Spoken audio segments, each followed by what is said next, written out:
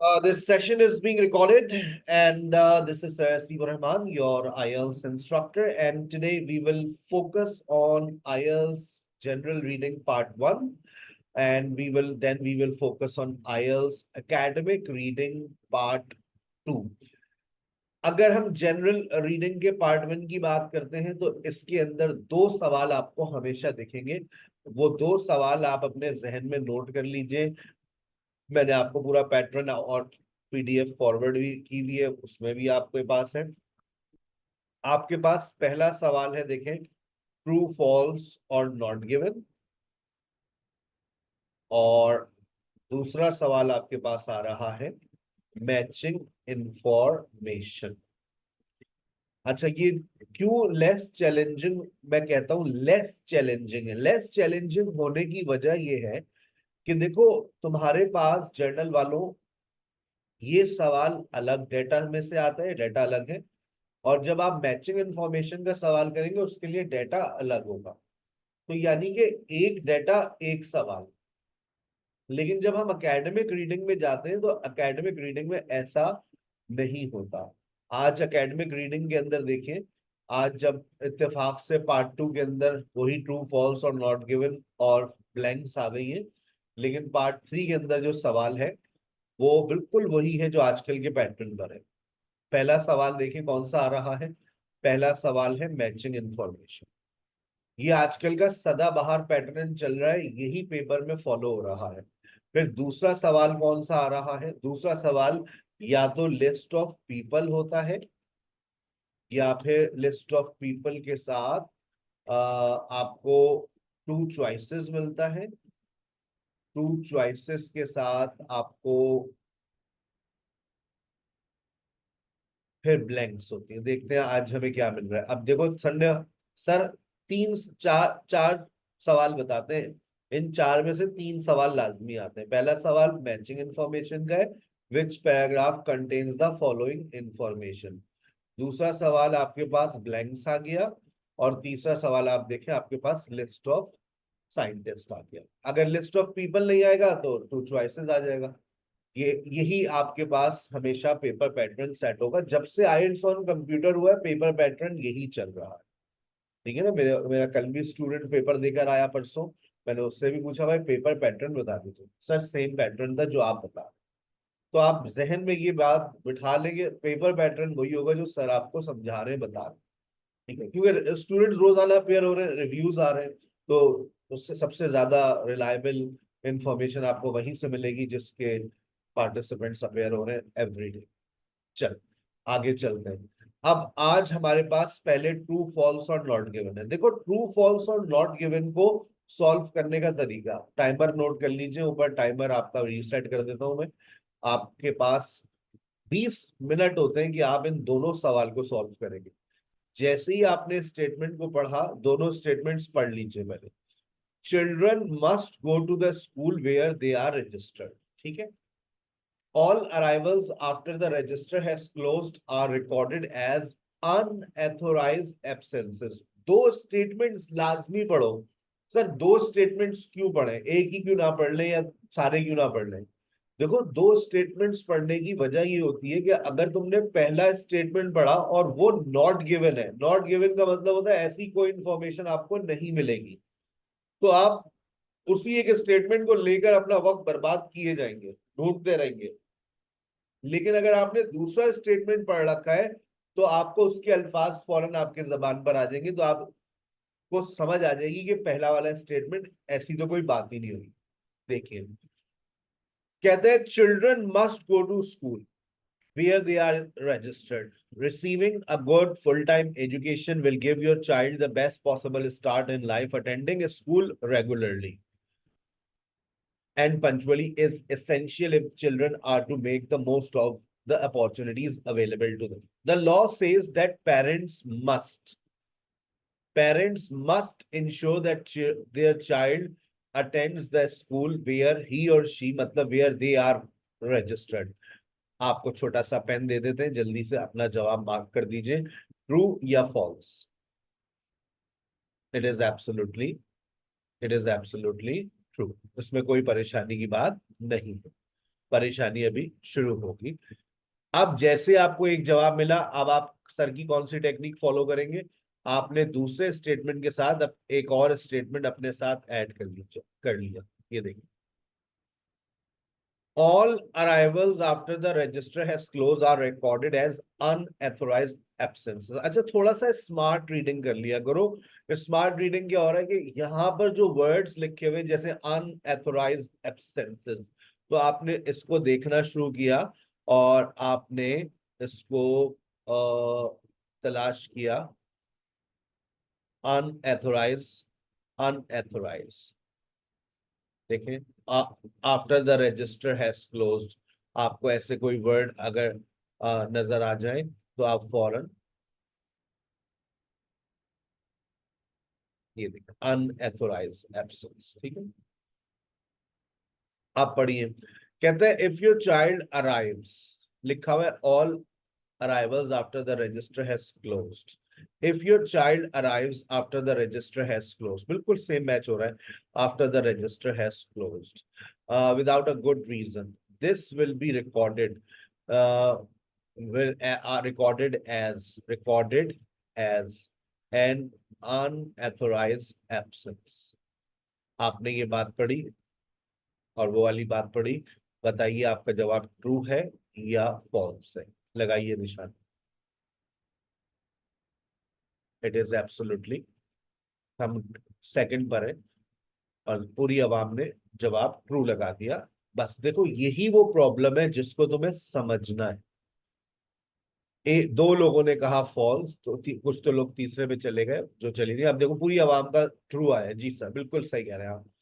यहां लिखा हुआ है ऑल अराइवल्स, एक वर्ड फैसला कर सकता है आपके जवाब का।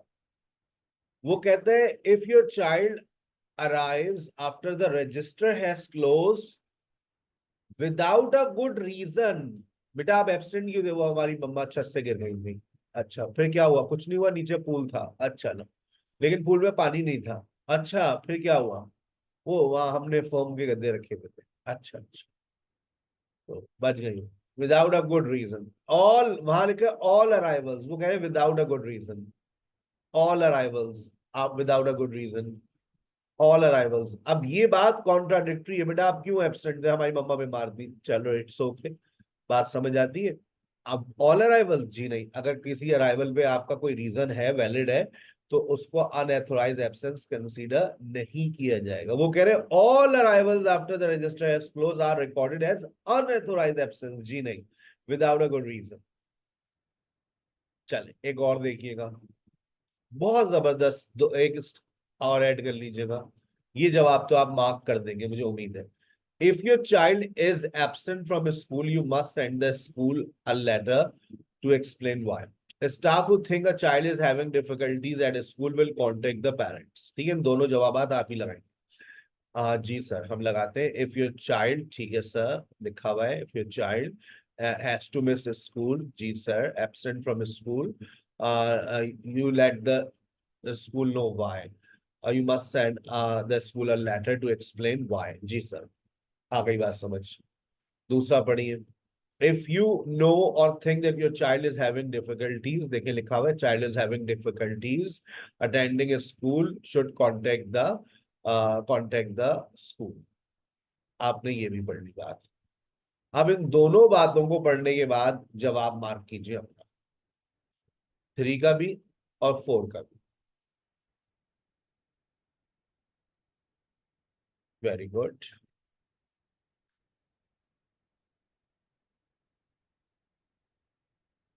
Very good. लगाओ, समझो, देख लो, take your time. You don't have more than 30 seconds to think. 30 second से ज्यादा आप नहीं सोच सकते, तुक्का लगाने का नहीं है, समझ कर ही लगाना है। अच्छा, अब आप देखिए, अब सर का जवाब देखिएगा। अब पूरी आवाम का जवाब आपने देख लिया, कुछ लोग तुक्का लगाने की कोशिश कर रहे हैं। ठीक है, चलिए। अब मुझे ये बात बताइए, माइक में बता दीजिएगा। If your child is absent from school talks about present और फ्यूचर।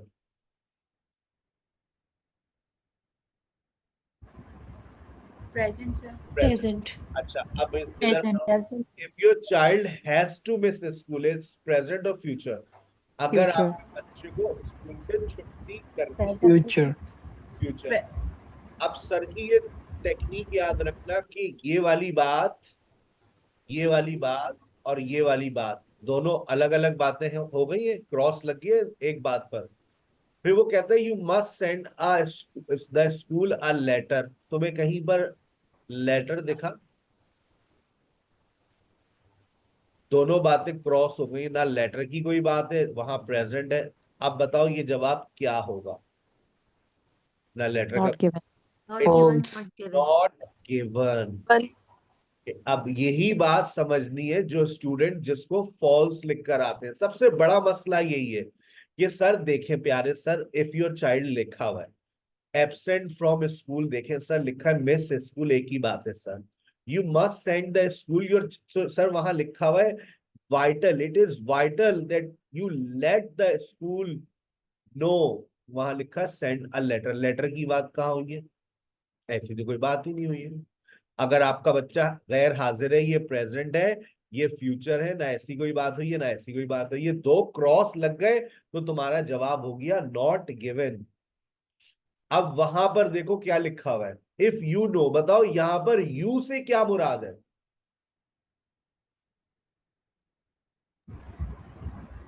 उससे मुराद स्टाफ है या पेरेंट्स है? parents, parents, parents, If parents know or think that your child is having difficulties attending school, you should contact the school. You से यहाँ पर क्या मुराद है? parents, parents, parents, अच्छा, अब देखो वहां पढ़ो, वहां उन्होंने क्या, staff who think वहां क्या लिखा? child is having staff difficulties को can think, contact the parents. false, करके अपनी आप खुद भी पढ़ सकते हैं। स्कूल विल कॉन्टेक्ट, कहता है staff who think his child is having difficulties at school will contact the, यानी विल से पहले यहां पर भी क्या इन्होंने क्या लिखा है? Staff. Staff will contact the parents. अब आप देखें, आप कहेंगे नहीं सर ये तो बिल्कुल उल्टी बात कर रहे हैं, ये वाली बात में भी क्रॉस है, ये वाली बात भी कॉन्ट्राडिक्ट है, ये वाली बात भी क्रॉस है। ऐसी तो कोई बात ही नहीं कि स्टाफ जिसको लगता है कि बच्चे को मसला हो रहा है स्टाफ राब्ता करेगा। given, तो यही तो बात समझनी नहीं आती Pakistani. not given, it is not given. और ये नॉट गिवन क्यों कंफ्यूजिंग होता है? क्योंकि एक और चीज समझाता हूं। देखो, तुम्हें नॉट गिवन का मतलब ऐसा लगता है कि जो डेटा होगा ही नहीं, लेकिन नॉट गिवन को मुश्किल कैसे बनाते हैं ये लोग? ये नॉट गिवन को मुश्किल इस तरह से बनाते हैं कि जो तुम्हारे स्टेटमेंट के वर्ड्स लिखे होते हैं, देखो बिल्कुल डिट्टो मैच कराकर दे दिया। Think that your child is having difficulties. हाँ सर देखे ना, child is having, sir it is true sir. देखते ही हमारे इसके जवाब को क्या मिला? ट्रू। जबकि जवाब क्या है? It is absolutely not given. और ये नॉट गिवन और फॉल्स में यही सबसे बड़ा मसला है। बच्चा ट्रू में गलती नहीं करता, बच्चा गलती करेगा फॉल्स और नॉट गिवन। अच्छा, अब एक और देखिए, इस school will contact authorities about children who take frequent unauthorized absences। अब आपके सामने ये देखिए unauthorized absences आपको नजर आ रहा होगा। अब देखिए कहाँ लिखा हुआ है school will contact, future symbol आपके पास। If your child is absent school and the school either does not receive an explanation, consider the explanation unsatisfactory, it will record your child absence। और फिर आगे देखिए your school child will not authorize absence for the following reason। कहीं ऐसी बात लिखी है? कहीं नहीं लिखी। Again it is not given.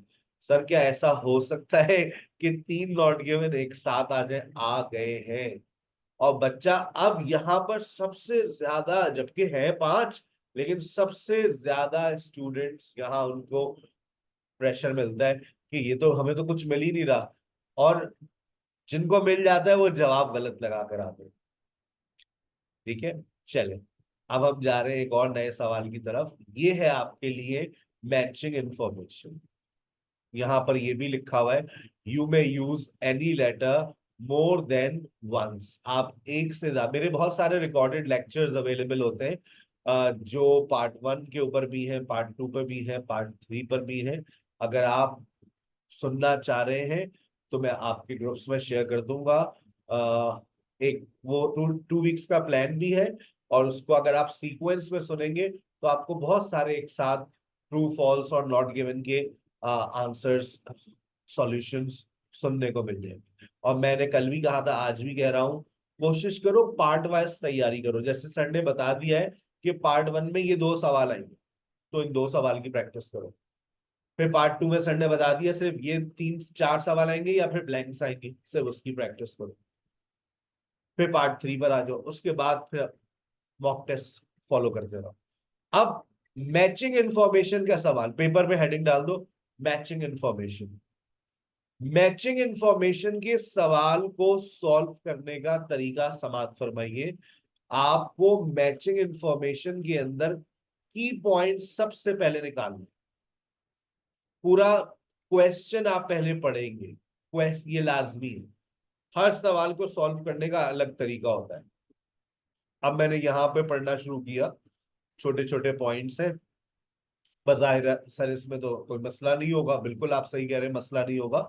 यहाँ पर गोल्फ कोर्स, लेकिन गोल्फ कोर्स क्या दिखाई देता है यहाँ से? अच्छा, पार्किंग स्पेस, या क्या पार्किंग स्पेस? जाती, ओन पार्किंग स्पेस, ठीक है। सेंटर ऑफ अ टाउन, इसमें और कोई दूसरी बात नहीं है, एक ही बात है। यहां से समंदर दिखाई दिया जा सकता है, the sea can be seen from air, okay, can be seen, समंदर दिखाई दिया जाएगा। स्विमिंग पूल, क्या स्विमिंग पूल क्या रेजिडेंट्स का है? Residents, for residents, okay, swimming pool for residents, okay. a new apartment complex, a new apartment complex, ठीक है। It is a part of an apartment complex with its own supermarket. Supermarket क्या?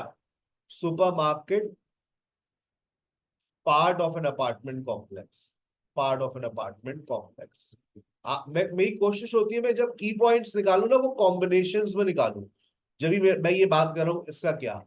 Private outdoor area, अच्छा, private outdoor area जहां आप बैठ सकते हैं, late सकते हैं, ठीक है ना, चाय पी सकते हैं, नजारे कर सकते हैं, देख सकते हैं। विल ऑर्गेनाइज क्या? Parking on request, parking on parking कौन ऑन रिक्वेस्ट? किसके से आप रिक्वेस्ट करेंगे? ओनर, ठीक है। आपने कोशिश करना है ऐसे, आपने की पॉइंट्स निकालने, 1 मिनट में आप की पॉइंट्स आपने निकाल लिए। ये बात आपने पढ़ ली है, you may use any letter more than once. अब याद रखना, इस सवाल के जवाब सीक्वेंस में नहीं मिलते।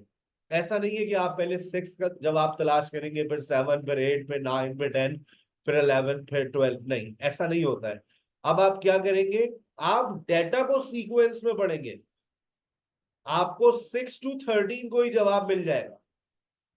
अगर आपने 6 को पकड़ के ढूंढना शुरू किया, यू विल वेस्ट 20 मिनट्स। आपके पास सिर्फ और सिर्फ होंगे 8 मिनट, 10 मिनट, जिसमें आपको ये सॉल्व करना है। शुरू करें। कहते हैं 1 bedroom apartment with uninterrupted sea views. जैसे ही आपने इसको पढ़ा, जवाब मार्क कर दीजिए। जैसे आपने पढ़ा अनइंटरप्टेड सी व्यूज, तो आपने फौरन, ये आपने जवाब मिल गया सर, यहां से समंदर दिखाई दे रहा है, ठीक है। आगे चलते हैं। This is a small first floor apartment, well establish apartment complex containing leisure facilities, super market for residents,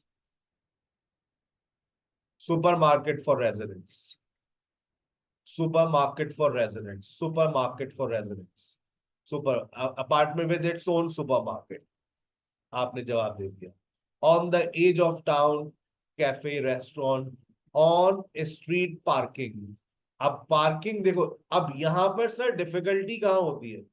difficulty यहां होती है कि जो की पॉइंट्स तुमने निकाल के रखे हैं, देखो 7 में भी तुम्हें पार्किंग, आगे मत जाओ, मैं मेरी बात को सुन लो। I am not impressed with your answers, just note down my points.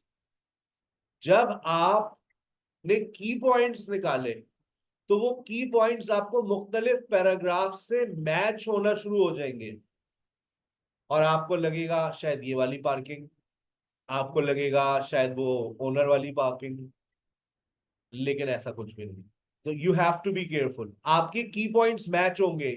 Difficulty point note कर लो कि जो की पॉइंट्स में निकाल के बैठूंगा वो की पॉइंट्स मुझे जगह जगह नजर आएंगे। अब जैसे यहां पर कहता है spacious 1 bedroom apartment in a complex that has just open. Just open का मतलब क्या है? अगर अभी अभी ये अपार्टमेंट खुला है तो इसका मतलब इट्स अ न्यू अपार्टमेंट। ये आपको वर्ड्स के पीछे वर्ड्स पढ़ने लिख लो। New apartment is equal to just open, something which is new just open. आगे फिर कहता है प्राइवेट पार्किंग। जैसे आपने प्राइवेट पार्किंग पढ़ी आपने फौरन फौरन उड़ते हुए चले जाओ।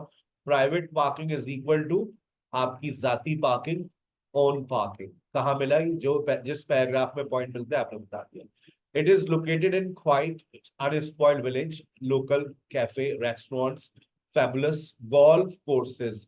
अब आपको golf courses का वर्ड मिल गया, लेकिन देखो golf courses क्या यहाँ से दिखाई दिए जाएंगे? वो कहता है नहीं, with in easy walking distance. नहीं, हमें ऐसी कोई बात नहीं चाहिए। वो कहता है गोल्फ कोर्सेज ओवरलुक्स, यानी कि दिखाई दिए जाएंगे। गोल्फ कोर्सेज लिख कर दिया उसने तुम्हें कंफ्यूज करने के लिए। आगे चलो, कहता है uninterrupted views of the river. अब आप देखें ये वाला जो वर्ड है आप एकदम से रिवर्स मार देंगे, सर वो आपने गलत मार्क कर दिया। कौन सा बेटा? The sea can be seen from here, uninterrupted views of the river. लेकिन जवाब आपका वही था जो आप ऑलरेडी मार्क कर चुके हैं, ठीक है ना। अब यहां पर कहते हैं लार्ज टेरेस। बताओ terrace is what? Terrace is a place. Terrace is a place, वहां पर बैठ के क्या हो सकता है? Terrace is a place, terrace. अब देखो एक वर्ड की पूरी मीनिंग्स वहां लिख कर दे दी है। Terrace is an out is a private outdoor area where you can seat.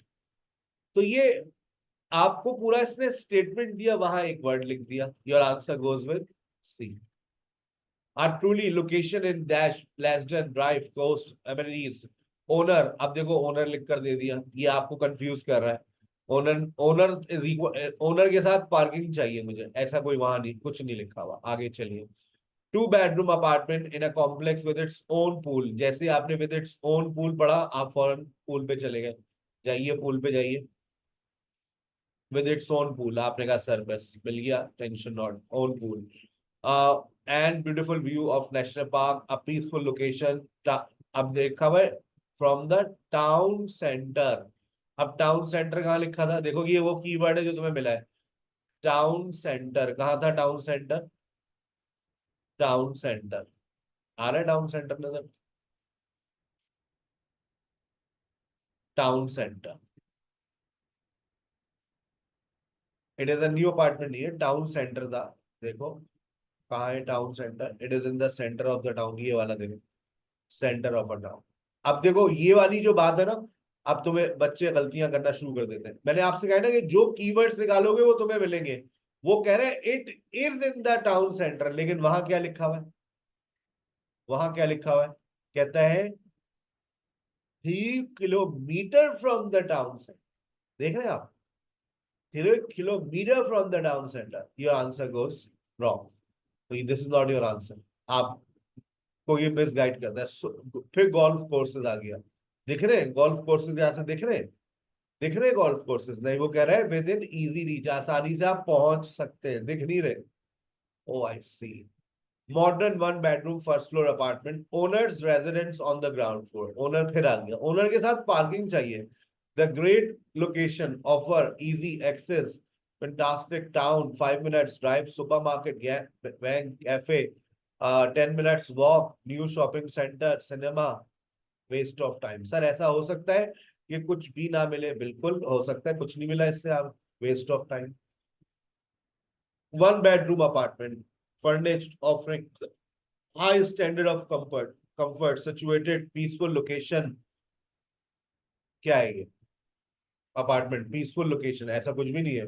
Of an island golf courses, attractive views of golf courses, दिख रहा है, दिख रहा है, गोल्फ कोर्सेज दिख रहा है, व्यूज ऑफ गोल्फ कोर्सेज दिख रहा है भाई, दिख रहा है, गोल्फ कोर्सेज, आपने कहा जी सर दिख रहा है, तो बस जब दिख रहा है तो लगा दो F, ठीक है ना। आगे चलिए, many restaurants, bars, shops, garage available by arrangement with the owners, आ गया, मिल गया, ओनर के साथ लिंक हो गई पार्किंग, ओनर के साथ पार्किंग लिंक हो गई आपकी। तो जहां लिंक हो गया, देखो मैंने कहा था ये लिंक आपको तलाश करना है, ओनर भी हो पार्किंग भी हो। आगे देखो, 2 bedroom in central location, 2 bedroom apartment in central location, it is कहाँ गया, it is in the center of the town। मुबारक, मेरी एक्सप्लेनेशन निकाल दें, बहुत सारी एक्सप्लेनेशन थी आज के सेशन में, तो ये 16 से 17 मिनट में हो जाना चाहिए। असाइनमेंट आपका अपडेट हो गया है, असाइनमेंट आप जाएंगे गूगल क्लासरूम में, ये रहा, एक ही असाइनमेंट है ये, 2 दफा आपको लिंक नजर आ जाता है। और लेकिन आज जब असाइनमेंट सॉल्व करेंगे तो पार्ट 1 भी करेंगे और पार्ट 2 भी करेंगे, यानी कि आज का असाइनमेंट 40 मिनट्स का है आपका जनरल वालों का, ठीक है। चले अब एकेडमिक वाले आ जाए।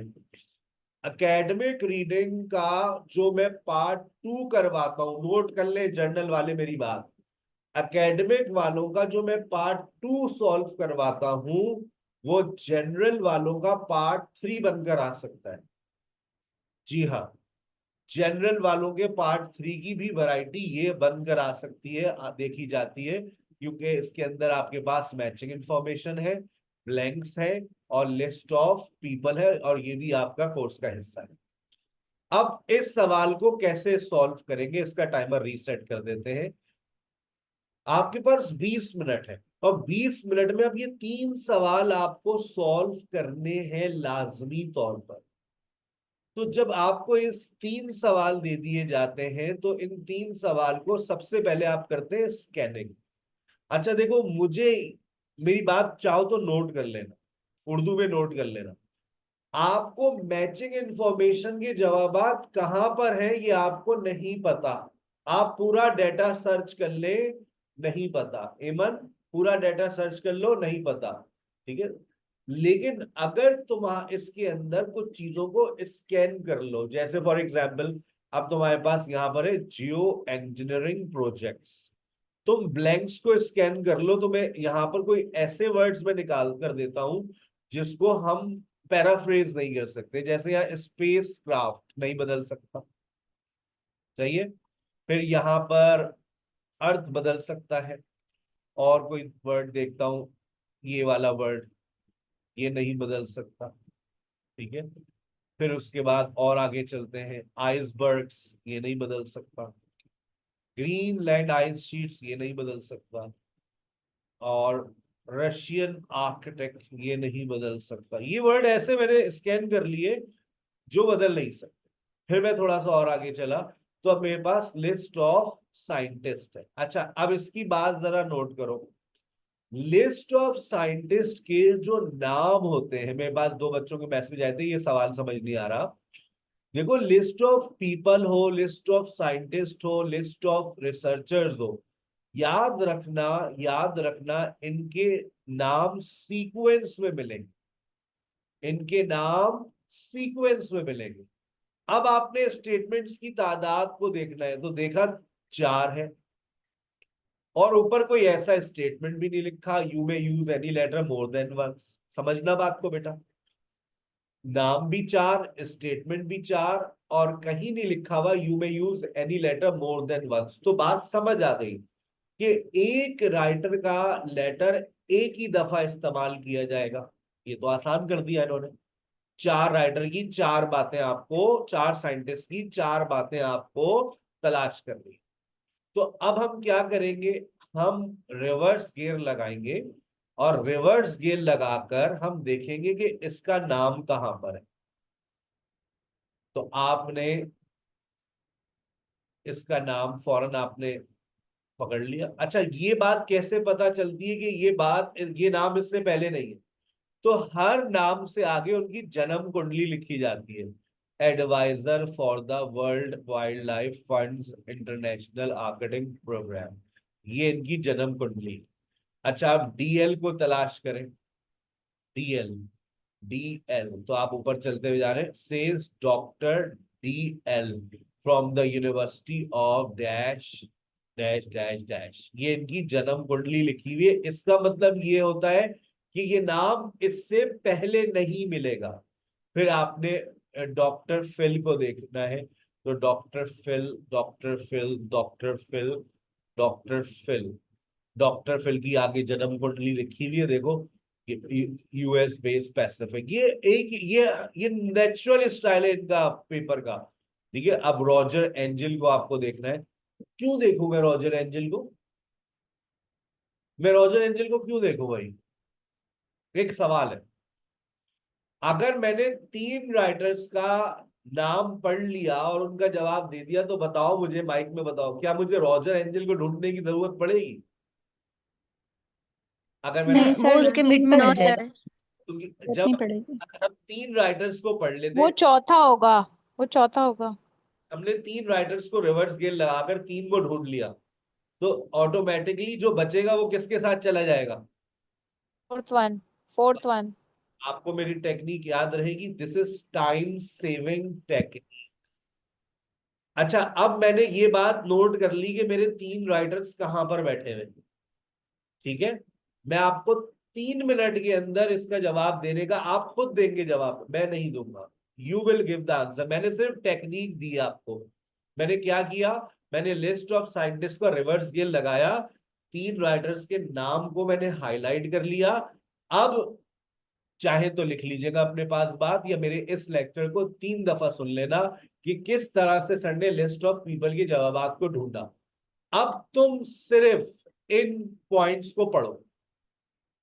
Research into non fossil based fuel can not be replaced by Jio engineering. ठीक है, याद कर लो, तुम्हारे सामने रहेगा वैसे भी। It may be necessary to limit the effectiveness of geo engineering. पढ़ लो, समझ लो। It may be necessary to limit the effectiveness of geo engineering projects. Geo engineering is a topic worth exploring. समझ रहे हो? The effects of geo engineering may not be long lasting. मैंने चारों points पढ़ लिए। चारों पॉइंट्स पढ़ने के बाद अब मेरा काम सिर्फ क्या है, अब मैं जा रहा हूं, ये रहा डॉक्टर मार्टिन। डॉक्टर मार्टिन की बताइएगा कौन सी बात मैच हो रही है। Human indeed, climate change has brought humanity to a position where we should not exclude thinking throughout thoroughly about the topic and its possibilities. आपने इस बात को पढ़ा और इसी के अंदर आपको कीवर्ड भी मिल गया। आप बताइए डॉक्टर मार्टिन ने कौन सी बात की है? Exclude thinking thoroughly about this topic and its possibilities. आपको पेन दे दिया, आपको कीवर्ड भी मिल गया है। Very good Shifa, you are always quick, as quick as. Very good. Geo engineering is a topic worthwhile. किसने ये बात करी? मार्टिन ने बात की। चलें, अब और कुछ बताना नहीं है, अब आप यहां पर आ जाए। आप डीएल की बात पढ़ें। कहता है who has studied the likely impact of the sunshine and aerosol schemes on the climate. You may bring global temperature back to the industrial level, but the risk is that the pole will still be warmer than they should be, and the tropics will be cooler than before. To avoid such a scenario, Hunt says Angel projects would have to operate at half strength. ये वाली बात जब आप पढ़ते हैं तो आप किसके साथ जाते हैं? Project would have to operate at half strength. Half strength, जरा हाथ हल्का रख के आपको इस प्रोजेक्ट को चलाना पड़ेगा। आपको इसके अंदर कीवर्ड भी मिल रहा है, और हाफ स्ट्रेंथ से भी मुराद आप समझ रहे हैं, इट मे बी नेसेसरी। ये बात किसने कही? डॉक्टर डीएल ने कही। आपने फौरन हाफ स्ट्रेंथ, हाफ स्ट्रेंथ। आगे चलिए। पीछे चलिए। अब डॉक्टर फिल कहता है, doctor Phil, I think all of us agree that if we were to end geoengineering on a given day, पढ़ो और जवाब दे दो। If we were to end geoengineering, if we were to end geoengineering on a given day, मतलब आप इस बात से agree करेंगे, देखिए एक दिन ऐसा आएगा कि हमें जियो इंजीनियरिंग को एंड करना ही पड़ेगा, हमारे पास रिसोर्सेस खत्म हो जाएंगी।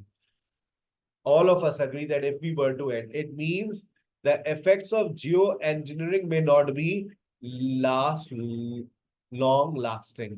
ये बात किसने कही? डॉक्टर फिल ने कही। और ये वाली बात आंखें बंद करके किसने कही? ए ने कही। हो गया आपका जवाब। This is super duper technique of solving list of people, और इस टेक्निक का नाम याद रखना, रिवर्स गेयर। रिवर्स गेयर लगाया सर ने, 3 राइटर्स को उठाया, उनका डाटा मैच किया, जवाब दे दिया। अब मैं कहा जाऊंगा, मुझे अब मैं जा रहा, अच्छा जहां से मैंने चीजों को, डाटा को तलाश किया है वो मैंने हाईलाइट किया हुआ है अपने पास, ठीक है ना। अब मुझे चाहिए रशिया, यहां पर रशिया था, तो देखें आपको ऊपर ही रशिया नजर आ गया। ओ माय गॉड, और ये कहां से स्टार्ट हुआ है? अब इसी के अंदर मुझे क्या चाहिए? सब put a large number of tiny spacecraft. तो देखें आपको ये आइस शीट्स भी नजर आ गई, और ऊपर चलते रहे अभी तो। ये कहां से शुरू हुआ है आपको ये देखना है। देखें आपको कहाँ स्मॉल टाइनी स्पेस एयरक्राफ्ट, ये ढूंढ कर लाओ कहाँ लिखा हुआ है टाइनी। अनम बेटा इस तरह से नहीं अंडरलाइन होता, छोटा सा अंडरलाइन होता है, तलाश करें दूसरा पेन बारीक वाला। देखें ये वाली बात कहाँ लिखी हुई है? Tiny spacecraft. ये tiny is equal to minute. मिल गया भाई आपको। अब यहां पर वो कह रहा है, अब आपको वही काम करना है, स्कैनिंग। कहता है टू क्रिएट आ को तलाश करो, और क्रिएट का वर्ड नया बदल जाएगा, that would reduce the amount of light. Reduce की जगह पर कोई नया वर्ड मिलेगा आपको, create a, create a, create what should I create. तुम आ को पकड़ो, देखो तुम्हें ये आ गया form, to create a, to form a. लेकिन एक वर्ड लिखना है। अब इस पूरे में से वो कौन सा एक वर्ड होगा, मुझे माइक में बता दो,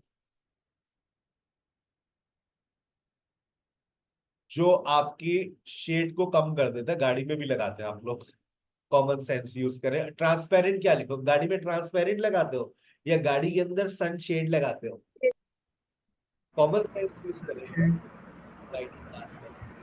ठीक है ना। Sun, to create a dash that would reduce the amount of light, to create a sunshade, sunshade.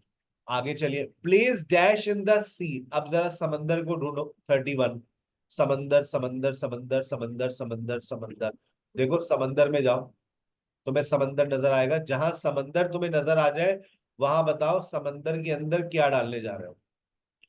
ये ओशन आ गया, समंदर सही है। अब इसके अंदर क्या डलेगा, अंडरलाइन करो, एक वर्ड लिखना है। वहां पर लिखा हुआ है प्लेस। अरे कहाँ चले गए बेटा, समंदर के पास ही रहना है ना। ये रहा समंदर के पास, यही तो मिलेगा, आगे पीछे इतनी आगे थोड़ी नहीं जंप लगानी। स्कैनिंग करते हैं बिल्कुल पास पास। इन द ओशन मिला डिपॉजिटिंग आयरन, तो क्या डालना है? Place iron in the sea, place iron in the sea. उस, ताकि किस चीज को इनकरेज करे? To encourage what?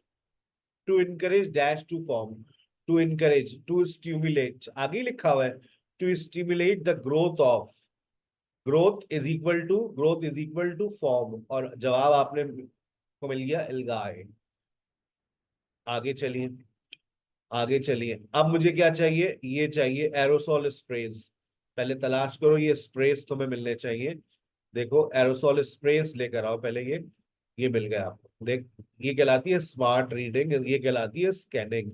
अब मुझे इसके आगे चाहिए, कहता है to create dash that would reduce the amount of light reaching the earth. अब क्या क्रिएट करूं जिससे अमाउंट ऑफ लाइट जो है वो जमीन तक ना आए? To create what? To create what? To create what? दोबारा क्रिएट की जगह कौन सा वर्ड इस्तेमाल किया? Form. Would form clouds which would turn global dimming. Global dimming का मतलब समझते हैं? लाइट कम हो जाएगी। तो your answer is clouds. Green Iceland sheets ले आओ। ग्रीन आइसलैंड शीट्स, और उसके पास बताओ कि मैं ऐसी क्या फिक्स करूं? Fix strong.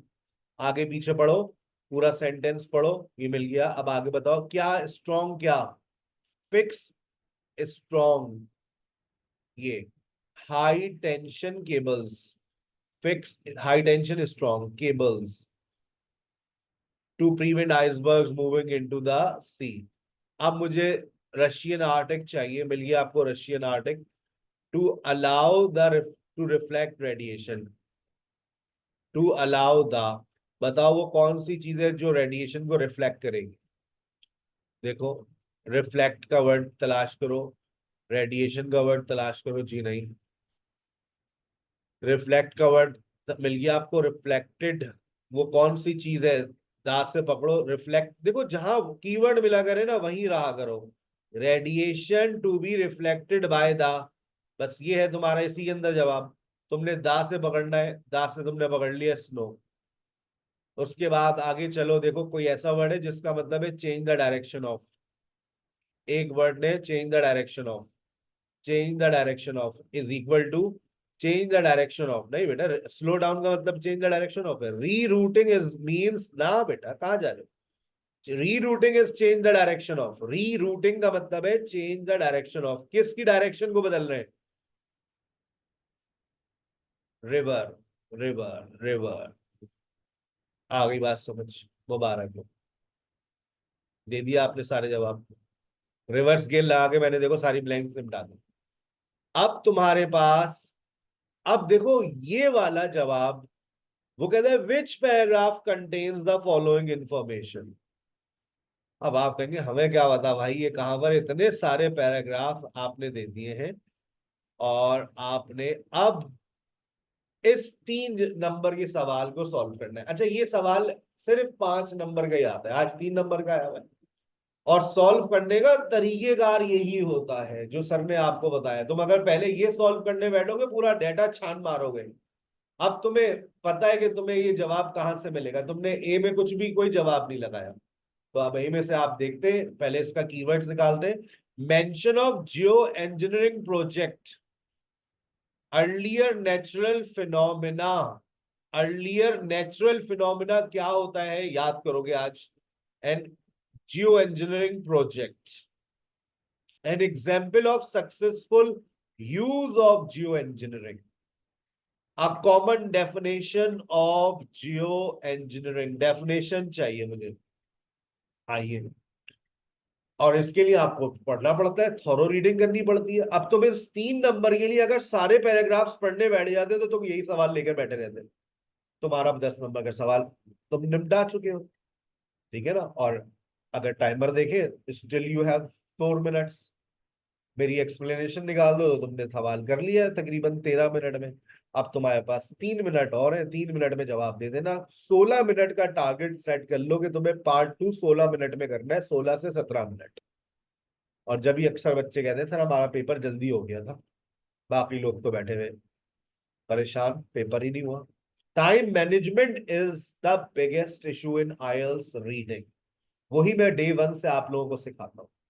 चले, कहता है dependence on fossil fuels such as volume carbon dioxide already released into the atmosphere. The many experts agree significant global warming is now inevitable. They believe that the best we can do is to keep at a reasonable level. At present, the only serious option for doing this, cutting back on our carbon emissions. But while a few countries are making major strides in this regard, the majority are having difficulties even stemming rate of increase, let alone reversing it. Consequently, a number of scientists are beginning to explore the alternative of geoengineering, a term which generally refers to intentional large scale manipulation, जैसे बादल बनाकर बरसा दिए, ये सब जियो engineering है बेटा। अब बताओ किसके साथ जाओगे? A term which generally refers to intentional large scale manipulation। वरना कहाँ बादल फटते थे भाई, ये सब जियो इंजीनियरिंग है, ये जियो इंजीनियरिंग है, geo engineering. This is a common definition बेटा, कॉमन डेफिनेशन। पहले डेफिनेशन आएगा ना, उसके बाद ही तो प्रोजेक्ट आएगा। तो ये जवाब आपको मिल गया। अब आपको नहीं पता बाकी दो जवाबात कहाँ है, इसके लिए आपको पढ़ना ही पड़ेगा। Oh my God. लेकिन देखो बी के अंदर, तुमने बी के अंदर अभी जो डाटा जहां से मिला है,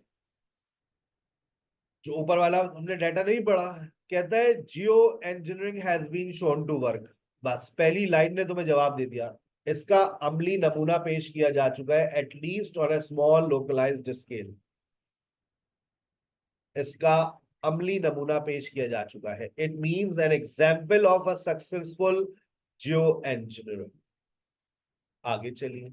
अच्छा अब देखो जनरल नॉलेज कहती है, जनरल नॉलेज कहती है, अब सी से आपने ब्लैंक्स को निकाल के दिया, डी से आपने बहुत सारी ब्लैंक्स को निकाल के दिया, तो जहां से आपने ब्लैंक्स निकाली, जहां से आपने ब्लैंक्स निकाली, कम से कम वहां से एक्सपेक्ट मत करें कि आपको यहां से कुछ मिलने वाला है। ठीक है ना? अब बाकी जो डाटा आपके पास बचा है, अब उस डाटा का हम कुछ हिस्सा देख रहे हैं कि क्या वहां पर कोई नेचुरल फिनोमिना की बात हुई है या नहीं। Early natural phenomena. अब आपने जैसे एफ के अंदर हमने कोई जवाब कहीं पर कुछ नहीं दिया, तो हम इसके अंदर देखते हैं कोई अर्ली नेचुरल फिनोमिना हमें यहाँ कोई मिल रहा है।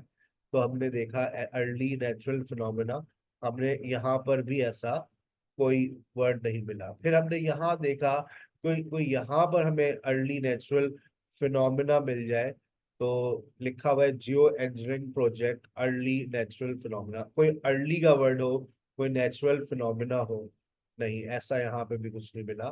फिर यहाँ पर हम देखते हैं कोई अर्ली नेचुरल फिनोमिना हमें नजर आ जाए। अब देखो यही वो पॉइंट है जहां मैं स्टूडेंट्स को कहता हूं कि भाई रुक जाओ, आगे चले जाओ। एक पॉइंट पे इतना तुमने अच्छा पेपर संभाल लिया, 13 मिनट में तुमने कर लिया, वो सिर्फ एक देखो इस पॉइंट की वजह से अब क्या होगा, तुम अपना 1 minute, 2 minute, 3 minute, 4 minute, 5 minute बर्बाद कर दोगे। अब तुम्हें कोई यहाँ पर अर्लियर का वर्ड नजर आ रहा है, कोई अर्लियर का वर्ड मिल जाए, अब तुम ढूंढते रहोगे, अपना टाइम बर्बाद करते रहोगे, जैसे अभी सर कर रहे हैं। सर भी ढूंढ रहे हैं भाई कहाँ है अर्ली कोई नेचुरल फिनोमिना हो, अर्ली अर्ली की बात हो, नेचुरल फिनोमिना की बात हो। तो देखे आपको अब नजर आ गया, early is equal to historic और natural phenomena is volcanic eruption. माशाल्लाह। अब लिख लो अपने पास डब्बे में, volcanic tsunami, vol volcanic explosion, these are natural phenomena. और आपने जवाब मार्क कर दिया। सर ये आपको मिला कौन से पैराग्राफ में मिला? ये आपको डी के अंदर मिला। बट यहाँ एडवाइस सर ने क्या की advice? Don't waste your time on one answer. आपने पूरा पेपर 12-13 मिनट में कर लिया, आप इसको यहाँ स्किप करें और जाइए अपने अगले सवाल पर, पार्ट 3 पर। कल के सेशन में पार्ट 3 को इंशाल्लाह डिस्कस करेंगे। आज जो मैंने असाइनमेंट अपडेट किया है उसमें देखो बिल्कुल डिट्टो सेम, देख लो पहले अपनी आंखों से।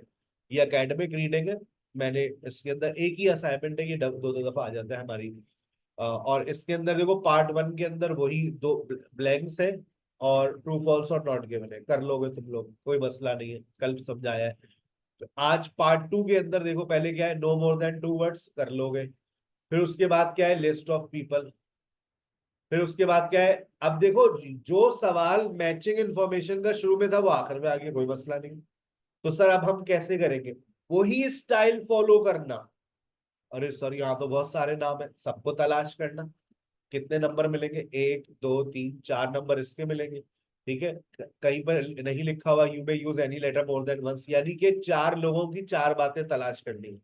ठीक है, उसके बाद सर क्या करेंगे? उसके बाद ब्लैंक्स निपटाना, 1 2 3 4 5 नंबर की ब्लैंक्स मिटाना। जब तुम्हारा डाटा पूरा रिफाइंड हो जाएगा तुम्हें पता चल जाएगा कि ये जवाब मैंने यहां से निकाल लिए, फिर उसके बाद आखिर में इन 4 को निकालना। सही है, ट्राई करना जैसे सर ने पैटर्न फॉलो बताया बिल्कुल सेम, और अपना टाइम को लाजमी सामने रखना। ठीक है, चले। Now I am shifting towards IELTS listening.